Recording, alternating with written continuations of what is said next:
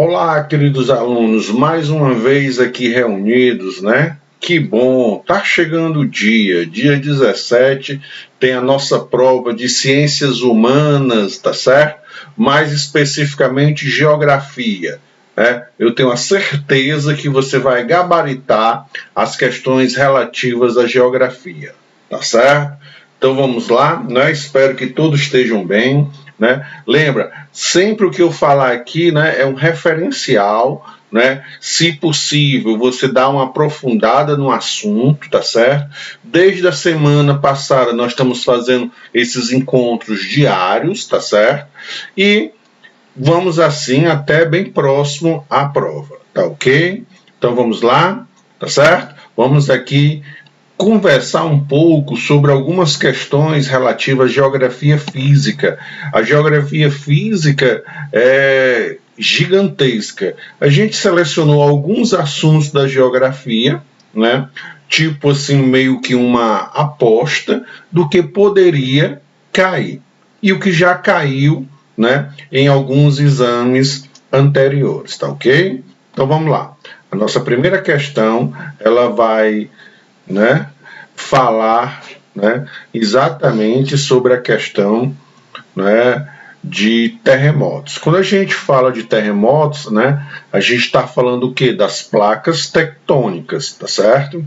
Bom, as placas tectônicas, elas vão se encontrar, elas vão se chocar, vão ter uma relação de três maneiras. Tá certo? As placas, elas podem colidir uma na outra, que são os limites convergentes, vão convergir, né? Vão bater um na outra. Existem os limites transformantes, um vai deslizar ao lado do outro, né? E os limites divergentes, que vão um se afastar do outro. Cada um desse encontro das placas tectônicas tem uma consequência, tá certo?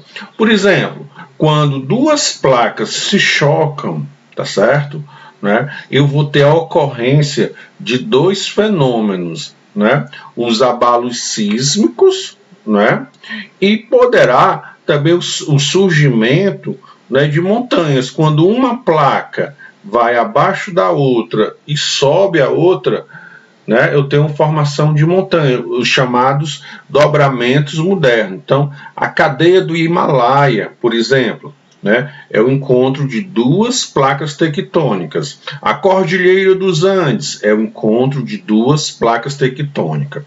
Como também o atrito dessas duas placas tectônicas dá a ocorrência dos chamados abalos sísmicos, os terremotos, de maior ou menor intensidade, devido à quantidade de atrito entre essas duas placas.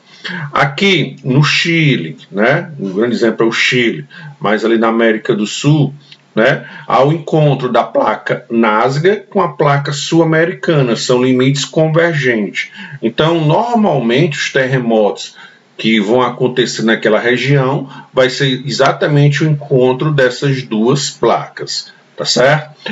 Nos Estados Unidos, eu tenho uma falha de San Andrés, né, quando uma placa passa ao lado do outro, também causando, né, os terremotos.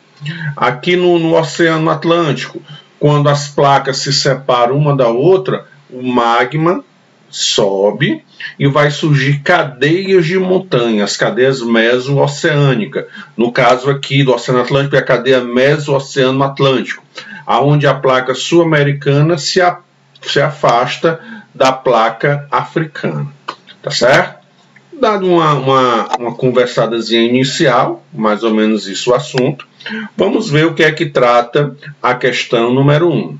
Não são raros os relatos de ocorrência de terremotos no território brasileiro. Porém, diferentemente do que acontece no Japão, nos Estados Unidos e no Chile, por exemplo, os terremotos aqui observados normalmente são de baixa magnitude. A explicação dessa diferença deve-se. Bom, então nos exemplos aí citados, né? No Japão, principalmente, é o encontro de 3 placas tectônicas, tá certo? Nos Estados Unidos, 2. No Chile, já demos a explicação, o motivo de ocorrer terremotos no Chile, tá certo? Bom, os terremotos de grande intensidade são a partir de 6 na escala Richter, que faz a medição dos terremotos.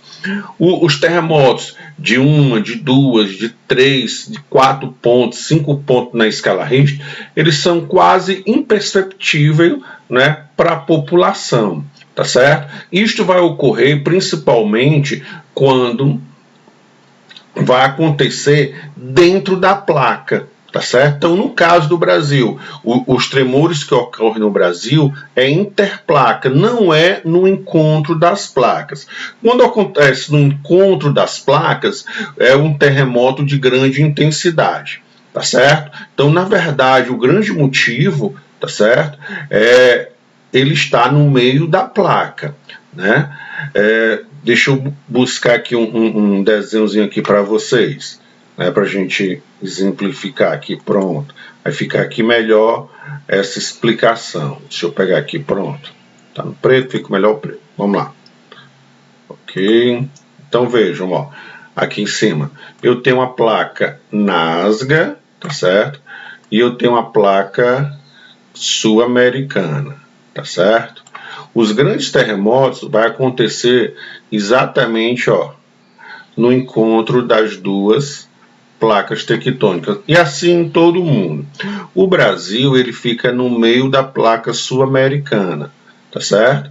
Então, o que é que isto acontece? No meio de qualquer placa tectônica, eu não vou ter grandes abalos sísmicos, eu vou ter apenas pequenas acomodações. Essas acomodações vão acontecer que no meio da placa eu vou ter pequenas falhas. E estes terremotos acontecem nestas falhas. Por exemplo, aqui no Ceará eu tenho 2 falhas. Então, eu tenho uma ocorrência de pequenos terremotos, tá certo aqui? Então, vamos lá. A localização do Brasil é em áreas de convergência de placa? Não, nós estamos no meio de uma placa, tá certo? A localização do território brasileiro em região intraplaca, pronto, é a letra E. Mais precisamente, vai que cai no Enem. Na verdade, no meio das placas tectônicas existem várias falhas, e quando há uma acomodação do magma no interior da Terra, há pequenas acomodações. Então, por isso, da existência de pequenos tremores no Brasil, certo? Visto que nós não estamos numa área de convergência de placas. Vai estar lá o Japão, os Estados Unidos, o Chile, nós não. Nós vamos estar no meio da placa sul-americana, uma região interplaca. Então, a primeira questão é letra E. Questão número 2, vamos lá? 2, tá certo? Considerando a formação do carvão mineral, é o tipo de rocha onde é encontrado, assinale a alternativa correta. Primeiro, são 3 tipos de rocha: as rochas magmáticas, as rochas sedimentares, tá certo? E as rochas metamórficas. As rochas magmáticas são aquelas advindas da solidificação do magma, né? Há uma erupção vulcânica e o magma se solidifica, formando as rochas magmáticas. As rochas sedimentares são do acúmulo de sedimentos. Os sedimentos vão se compactar durante milhões de anos e vão formar as rochas. As rochas metamórficas. As rochas metamórficas são rochas ou magmáticas ou sedimentares que vão sofrer ação, não é? De transformação, por isso que elas vão se transformar. Ação de calor e pressão, tá certo? Então, o carvão mineral, no caso específico, tá certo? Ele é sedimentar, tá certo? Agora, vamos ver como é formado este carvão mineral. E o carvão mineral, vamos também lembrar, ele é o que? Um combustível fóssil. Lembra? Os três combustíveis fósseis: petróleo, carvão mineral e gás natural. Né? Os principais problemas ambientais, né, estão calcados na existência, no consumo excessivo dos combustíveis fósseis. A Europa, por exemplo, a União Europeia, está colocando como meta, a partir de 2030, todos os automóveis serem o quê? Elétrico, a substituição dos carros movidos a combustíveis fósseis, tá certo? Então vamos lá. A letra A, o que é que ela diz? A formação pelo acúmulo de vegetais em ambientes de baixa oxidação, levando ao acúmulo de material orgânico, de decomposição muito lenta. A vegetação se acumula em partes rebaixadas e úmidas da paisagem e é recoberta por sedimentos erodidos de porções mais elevadas da paisagem. Portanto, o carvão é encontrado em rochas sedimentares.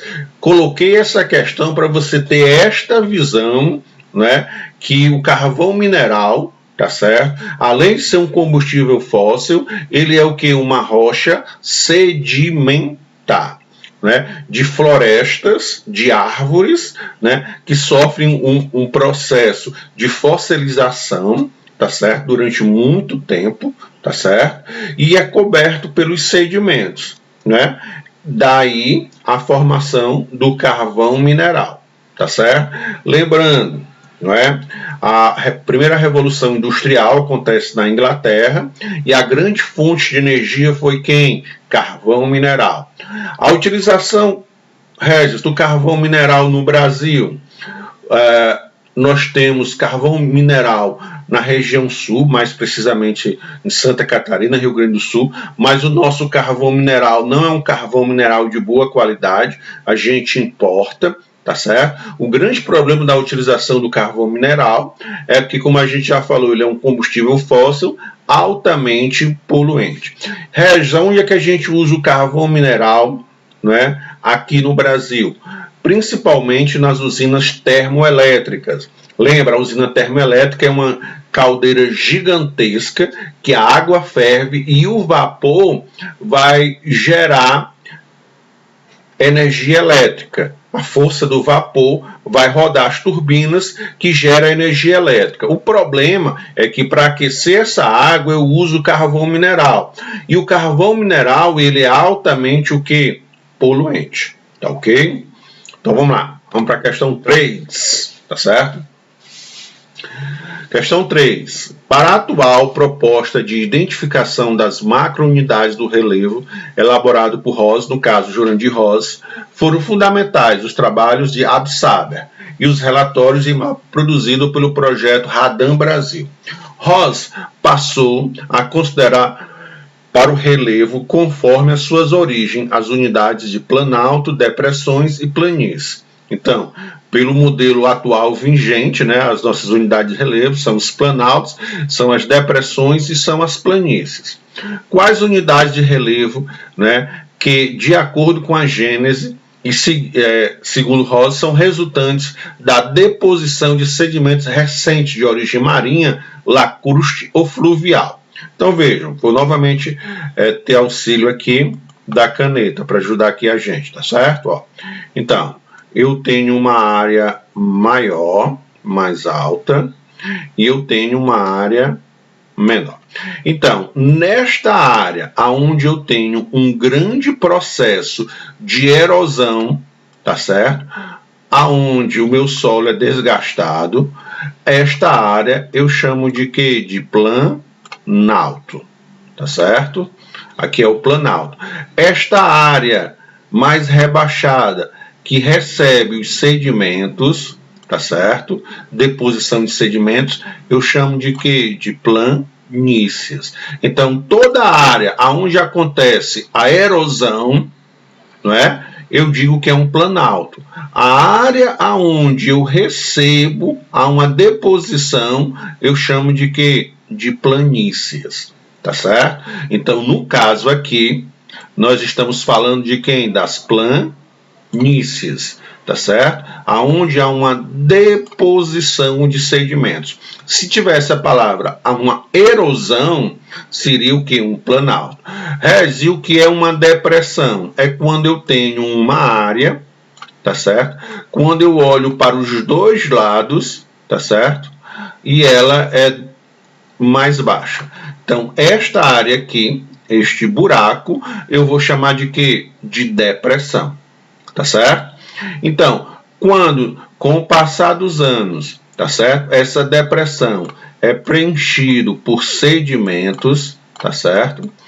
A este local aqui, eu vou chamar de quê? De bacia sedimentar. Aí já está misturando as coisas, né? Não podia perder a oportunidade, tá certo? Mas isso é o que? Milhões de anos. Vamos aqui, tá certo? Só relembrar para você, para não misturar as coisas. Eu tenho uma área mais elevada que sofre o processo de erosão. Áreas que sofrem o processo de erosão eu chamo de planalto. A erosão vai levar esses sedimentos para a área mais baixa. Essas áreas mais baixas eu chamo de quê? De planície. Toda vida que eu tenho uma área que ao seu lado é mais alta, esta área aqui eu vou chamar de quê? De depressão.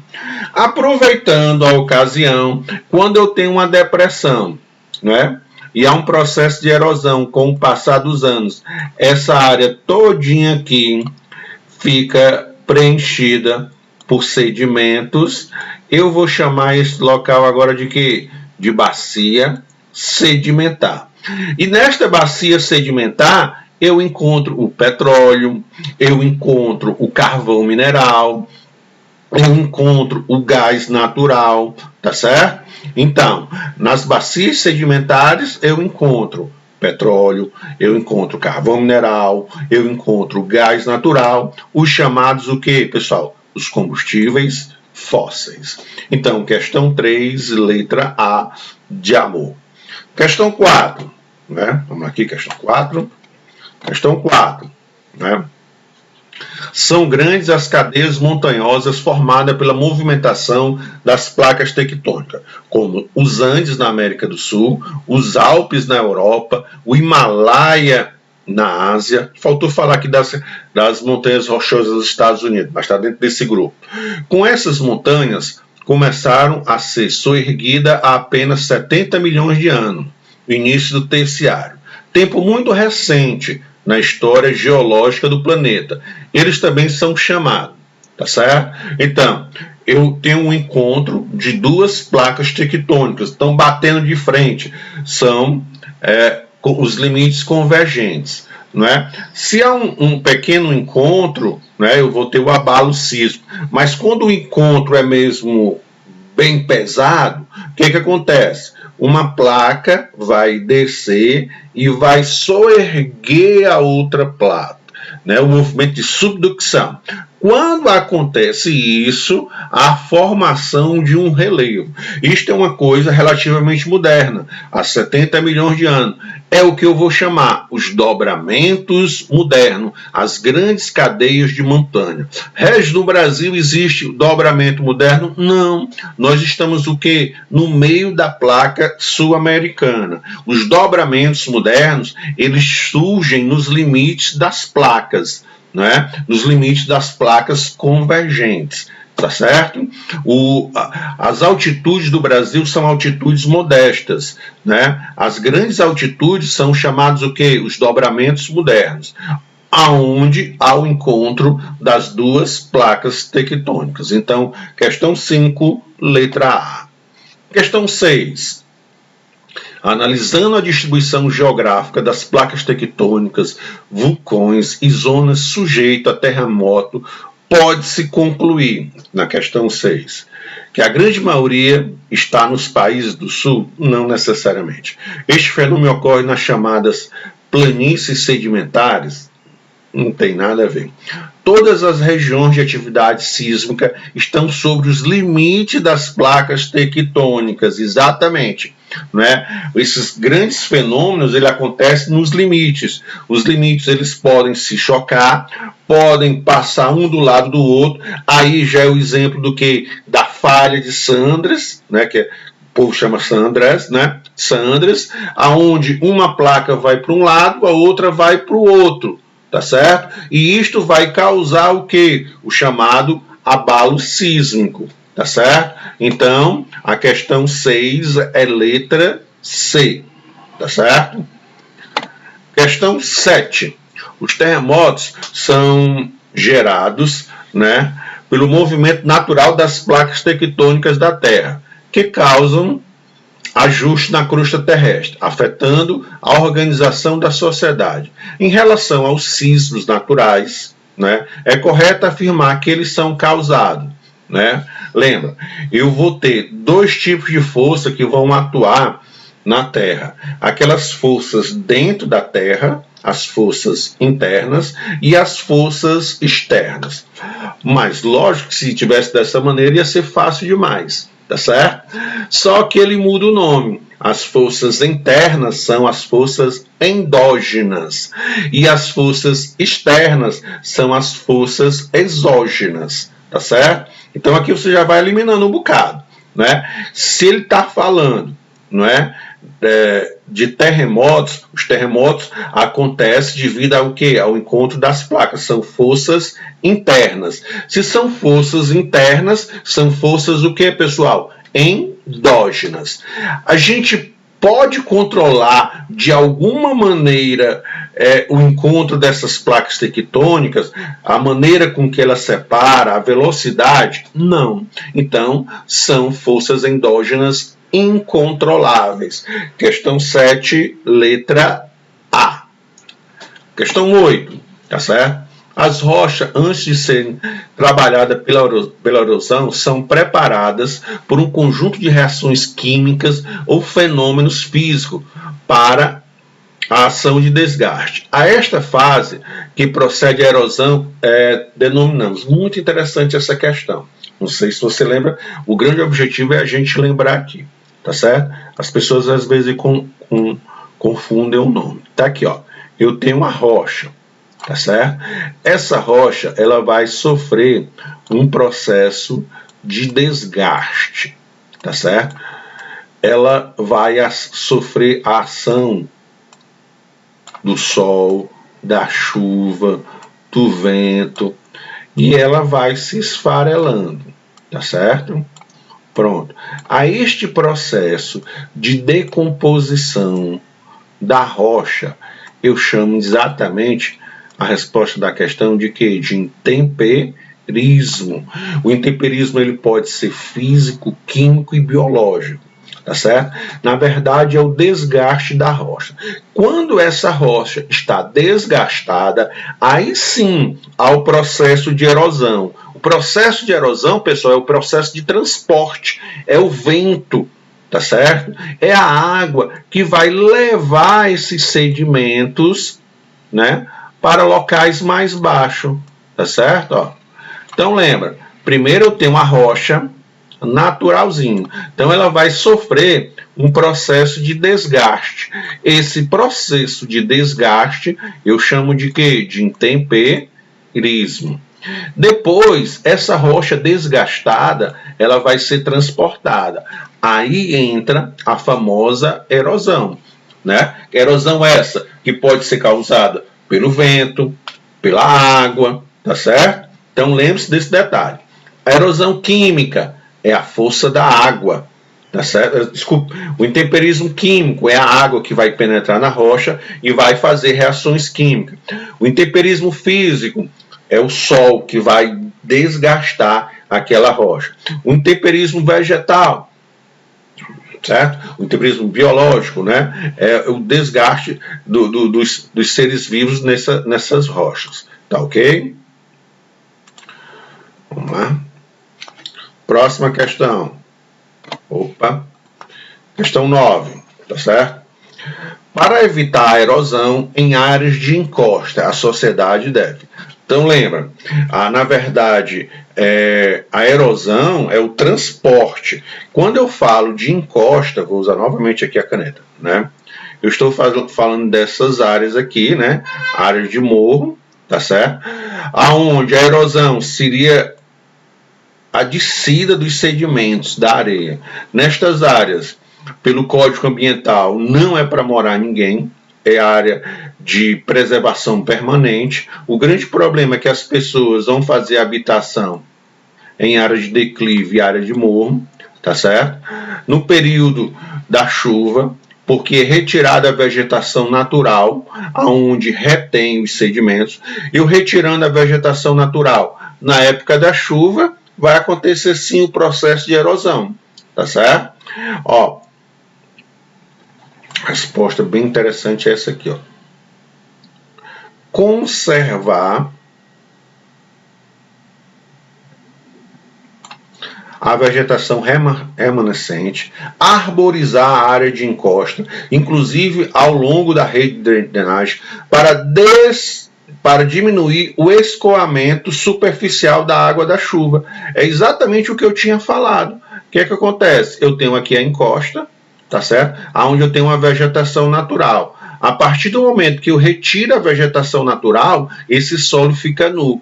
A partir do momento das chuvas, a água vai ser um elemento de erosão. Lembra, a erosão é o transporte, é o que vai levar os sedimentos. Então, como solução, preservar a vegetação, plantar, tá certo? Fazer um controle desse escoamento, tá certo? Esse escoamento vai acontecer principalmente se está tudo asfaltado, se não há infiltração da água, tá certo? Então, a questão 9, letra C, certo?